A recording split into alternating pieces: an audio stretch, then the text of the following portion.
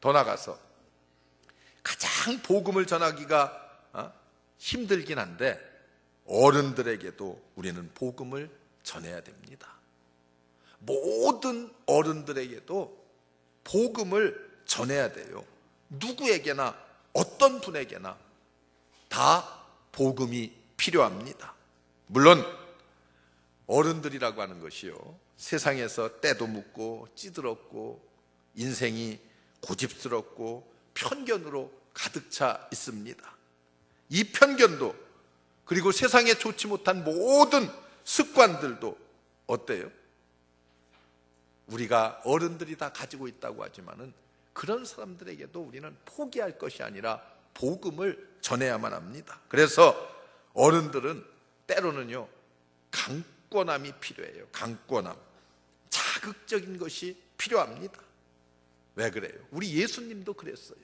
오늘 말씀을 보세요. 오늘 말씀을 보면은 한마디로 이렇게 말해요. 우리 예수님께서 승천하시기 전에 예수 믿으면 구원받을 것이라는 거예요.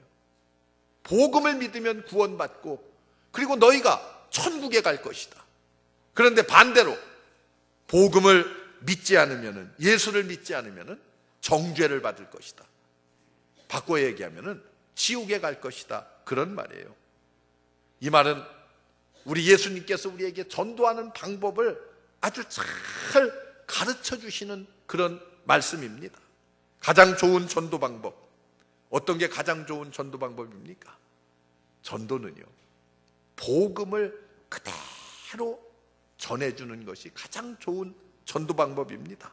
그저 듣기 좋게 하는 것은 복음 전도가 아니에요. 비유상하지 않으려고 복음의 본질을 자꾸 흐려가는 것은 복음 전도가 아닙니다. 쉽게 복음을 전한답시고 복음을 빙빙 돌려서 말하려고 생각하지 말아요. 복음은 언제나 있는 그대로, 복음 그대로를 전하라고 우리 주님께서 말씀하고 있습니다. 당신은 죄인입니다. 우리는 다 죄인이고 구원 받을 수가 없는 사람이지만은 우리 예수님께서 이 땅에 오셔서 십자가를 지시고 우리의 죄를 대속하셨기 때문에 우리는 예수 그리스도를 통해서 구원받을 수 있습니다. 이게 복음입니다, 여러분. 그래서 구원받고 천국에 갈 수 있습니다. 이 복음을 받아들이지 않으면 우리는 지옥에 갈 수밖에 없습니다. 하나님은 당신을 사랑하시고, 그리고 하나님은 당신을 위해서 원대한 꿈도 가지고 계시고 계획도 가지고 있습니다. 여러분, 잘못 전하면은요, 복음을 올바로 증거하지 않으면은 어떤 결과가 나타나는 줄 아세요? 아이고, 내가 예수 몇 달 믿어주었더니 뭐 하나님께서 내게 복을 주시기는커녕 뭐 이런 생각들 해요. 처음부터 복음을 잘못 소개했습니다. 예수 믿지 않으면은 복을 받지 못해요. 이건 복음이 아니에요. 잘못하면은 교회 왔다가 감기 한 번만 걸려도, 왜 교회 갔는데 감기가 걸리나? 감기 걸려요. 나도 걸리고 여러분들도 걸려요. 그게 뭐 그렇게 대수로운 거라고 거기에다 갖다 복음을 갖다 다 붙여서 말해요. 사람은 또 아파요. 그리고 마지막에는 다 아프다 죽어요. 안 죽을 사람 있어요? 여기? 다 죽어요. 그런 것들은 복음과는 상관이 없어요. 우리는 이 땅에 살아있는 동안 예수 그리스도 영접하고 받아들이고 예수 믿고 구원받고 천국 가면 돼요. 예수 믿지 않으면 영원한 지옥에 떨어진다고 하는 것이 오늘 예수께서 마지막 우리에게 주시는 가장 중요한 핵심 복음입니다. 그러니까 누구를 위해서 예수 믿는 것이 아닙니다. 당신을 위해서 예수 믿으라고 우리는 전해야 됩니다. 이것이 가장 순수한 복음 전도의 방법입니다. 제가 언젠가도 한번 소개한 적이 있습니다만은, 저는 참 그의 그 관한 서적을 읽을 때에 은혜를 많이 받았어요.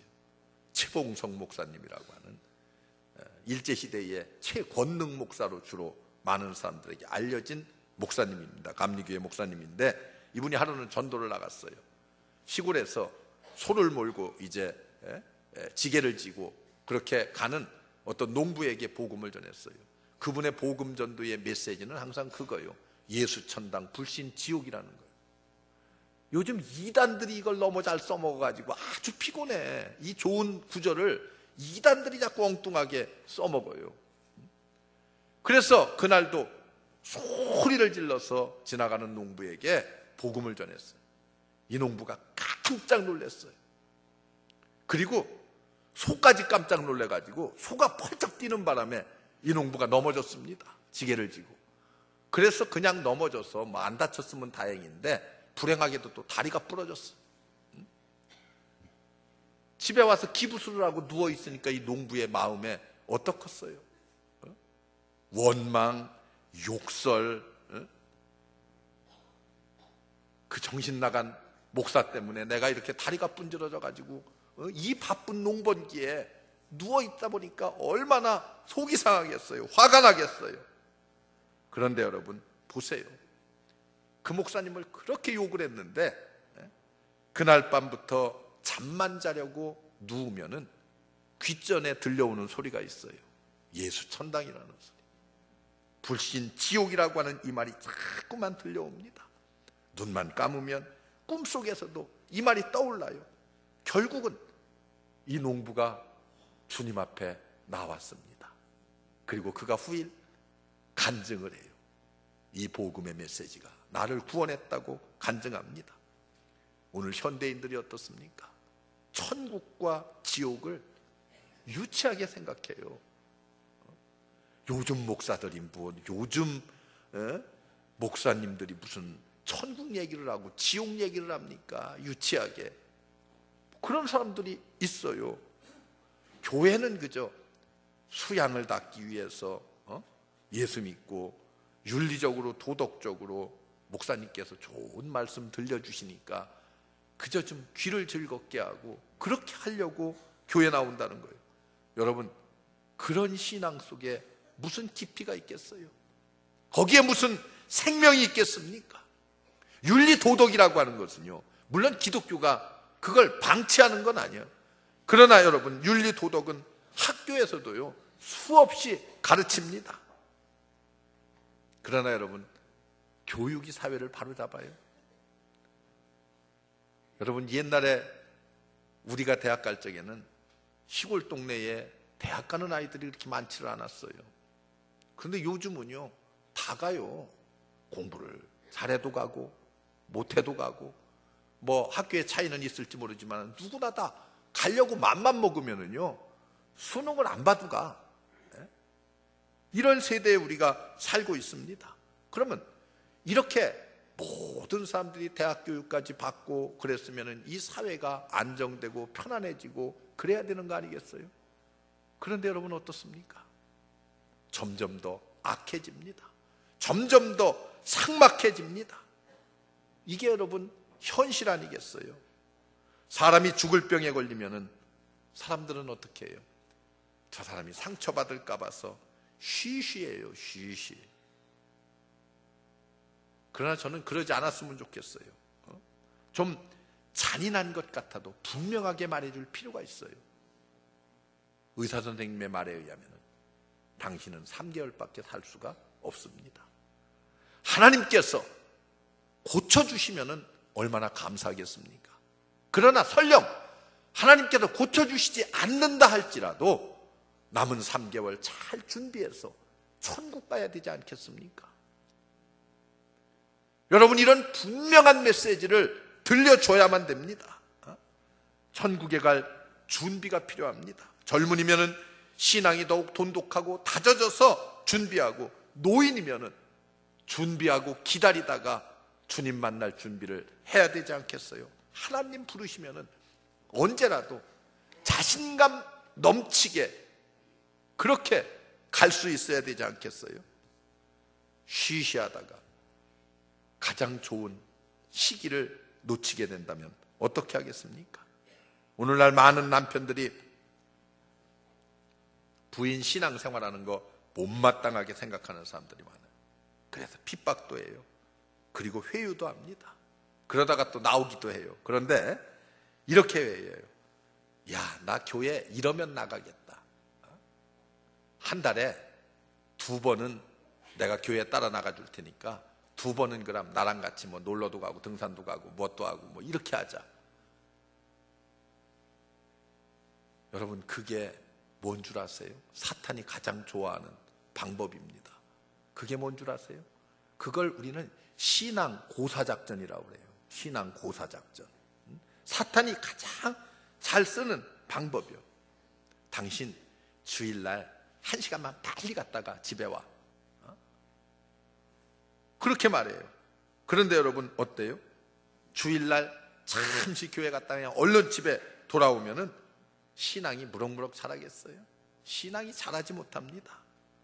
여러분, 이럴 때는 최권능 목사의 전도 방법이 훨씬 더 효과가 있습니다. 말씀을 그렇게, 복음을 그렇게 전하고 가르쳐야 돼요. 그래서 전도는 담백하게 하는 것이 좋습니다. 예수 믿어요.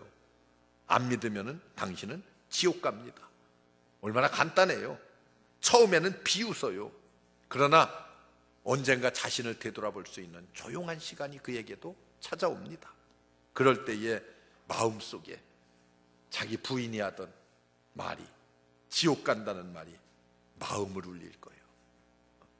뇌리에서 떠나지 않을 것입니다.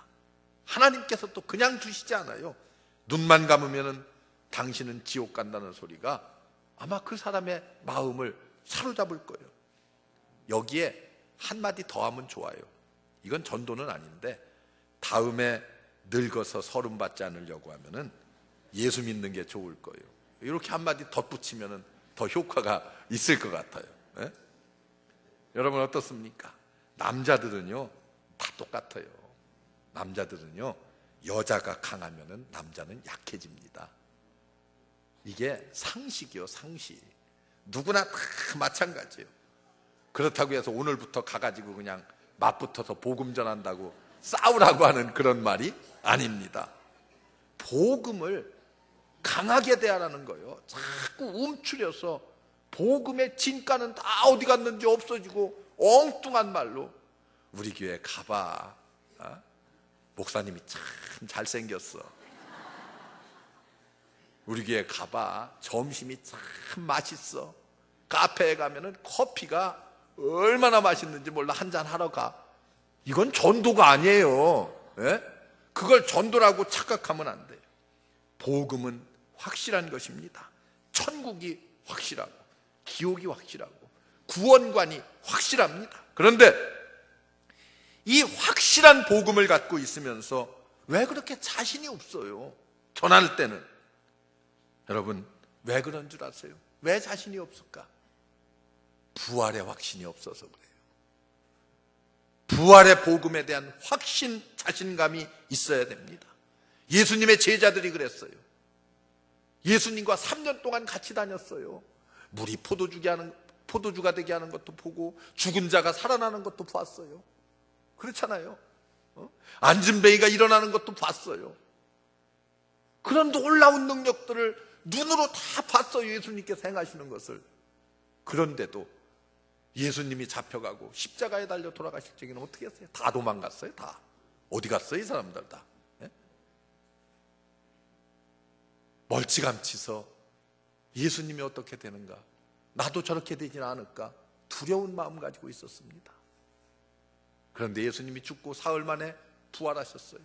부활하신 주님께서 그들 앞에 나타나셨어요. 보여주셨어요. 그랬더니 어떻게 되었습니까? 그들이 변했어요.